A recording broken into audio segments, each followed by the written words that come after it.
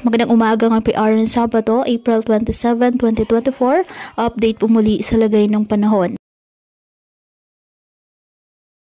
Ayon sa Pag-asa, easterlies o mainit na hangin na nagmumula sa dagat Pasipiko ang nakakaapekto sa ating bansa. Wala pong namamataan na anumang sama ng panahon, low pressure area o bagyo sa loob at labas ng ating Philippine Area of Responsibility na maaaring makaapekto sa ating bansa.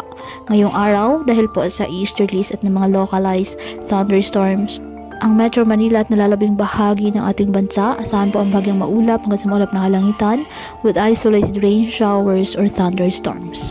Kaya patuloy pa rin po natin na pinag-iingat ang ating mga kababayan sa banta pa rin po ng mga pagbaha at pagkuko ng lupa, lalo na kapag may malalakas na ulan. At ugaliin na magdala palagi ng payong o kahit anong pananggas sa ulan o hindi kayo po ay sa init ng araw kapag lalabas ng ating mga tahanan. At yan po muna ang update sa lagay ng panahon ngayong araw.